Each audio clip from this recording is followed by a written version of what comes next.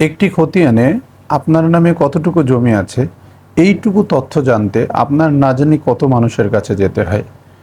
আজকের এই ভিডিওটি দেখার পরে মনোযোগ সহ দেখবেন। দেখার পরে আর কখনো কোনো দিন কোনোভাবেই জমি কতটুকু আপনার আছে এইটা জানার জন্য কখনো কারোর কাছে যেতে হবে না ইনশাল্লাহ। তো আমি একটি খতিয়ান আপনাদের মাঝে প্রদর্শন করছি। দেখুন দেখুন প্রথমেই খতিয়ানটিতে আমি সুন্দর করে লাল কালি দিয়ে অ্যারো করে দিয়েছি এবং 1 2 3 এইভাবেও করে দিয়েছি। তো প্রথমেই আসি 1 নং কলামে 3 জন মালিক আছে। দেখুন 1 নং 2 নং 3 নং আমি এভাবে করে দিয়েছি এবং 1 নংয়ের স্বরূপজানের বিবির অ্যারো করে আমি দেখিয়েছি অংশবর্ণিত 2 নং কলামে তার অংশ কতটুকু। মনে রাখবেন 2 নং অংশবর্ণিত কলাম 1 টাকাই হবে, অর্থাৎ 16 আনা যেটাকে বলে 1 টাকাই হবে। বা এই তিনটি মানুষের নামের বিপরীতে যে অংশ আছে এটি যোগ করলে যদি দশমিক লিপিবদ্ধ না থাকে তাহলে 1000 হবে, আর যদি দশমিক লিপিবদ্ধ থাকে তাহলে 1 হবে। এবার আসি, আমরা একটি নিয়ে আলোচনা করব, আপনারা পরবর্তীগুলো একইভাবে পেরে যাবেন ইনশাল্লাহ। তো দেখুন স্বরূপজান বিবির নামের বিপরীতে তার অংশ আছে 0.819। যদি কখনো অংশ এমন থাকে যে না দশমিক নেই তাহলে আপনারা 819 এটাকে 1000 দিয়ে ভাগ করলে এই দশমিকটা চলে আসবে। তো দেখুন 0.819 এই 819 এই স্বরূপজান 4 নং কলমে দেখুন 4টি দাগ আছে।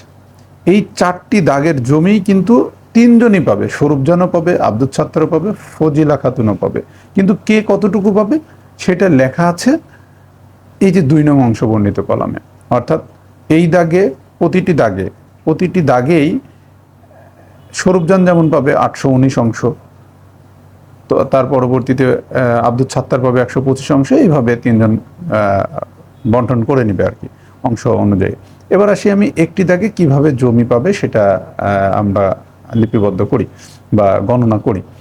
তো স্বরূপজান 819 অংশে প্রতিটি দাগে পাবে এবং দেখুন 8-এর খ কলামে কোন দাগে কতটুকু জমি আছে 4টি দাগের বিপরীতেই দেখুন 4টি জমির পরিমাণ আছে। যেমন 2697 সোজাসুজি একেবারে 47 শতক, 2699 সোজাসুজি দেখুন 29 শতক। এভাবে প্রতিটি দাগের বিপরীতেই জমির পরিমাণ আছে। এখন এই 819 দিয়ে 2697 দাগ, অর্থাৎ 4 নং কলমে 2697 দাগ, এর বিপরীতে জমি আছে দেখুন 8-এর খতে 47 শতক। অর্থাৎ 47 শতকে স্বরূপজান কতটুকু পাবে, তাহলে আমরা 819 অর্থাৎ 0.819 এইটা দিয়ে 47কে গুণ দিলাম। 47কে গুণ দিলে কত হলো 38.49, অর্থাৎ স্বরূপজান পাবে 38.49। এভাবে এই 819 দিয়ে যদি 2699 দাগের বিপরীতে 29কে গুণ দিই তাহলে যেই পরিমাণ জমি হবে সেটা স্বরূপজানের জন্য। আবার আব্দুল সাত্তারেরটা যদি বের করতে চাই তাহলে 125 অর্থাৎ 125 দিয়ে গুণ দিব, তাহলে জমি বের হয়ে যাবে আব্দুল সাত্তারের। ফজিলারও একইভাবে 0.056।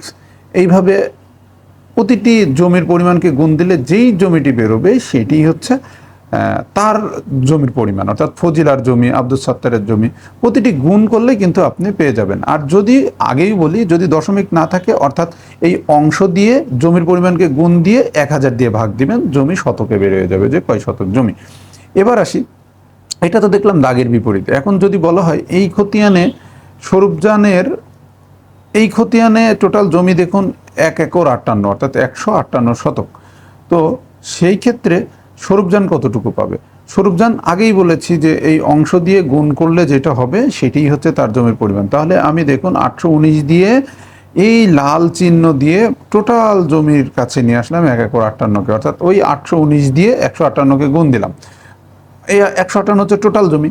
তাহলে এই 819কে 1 একর 58 অর্থাৎ 158কে 158কে গুণ দিলে 129 শতক হবে, অর্থাৎ স্বরূপজানের জমি 129 শতক। তো আশা করি আপনারা সবাই বুঝেছেন যে কিভাবে জমি বের করতে হয়, জমির পরিমাণ বের করার নিয়ম। এছাড়াও এটা হচ্ছে আরের জরিপের বললাম, যেটা হচ্ছে আমি এখন আপনাদের দেখালাম, এটা আরের জরিপের আলোকে কিভাবে জমির পরিমাণ বের করতে হয় সেটি দেখালাম। আর পরবর্তীতে আমরা এসেতে কিভাবে করতে হয় এইগুলো দেখব। তো যদি আপনাদের কোনো কনফিউশন এখনও থাকে, জাস্ট এটা হচ্ছে ক্যালকুলেটারে আপনারা টিপবেন, টিপলেই জমির পরিমাণটা বের হয়ে যাবে। তো সবাই কয়েকবার ট্রাই করবেন যারা জানেন না। নিতান্তই এটি একেবারে প্রাইমারি লেভেল থেকেই শুরু করছি, আমি বিভিন্ন তথ্য দিয়ে আপনাদের জানাচ্ছি। তো আশা করি আপনারা উপকৃত হবেন এবং সবাই ট্রাই করবেন দুই একবার, যেহেতু দেখলেই মনে থাকে না, কয়েকবার ট্রাই করতে হয়। তো সবাই ভালো থাকবেন। আসসালামু আলাইকুম রহমতুল্লাহ।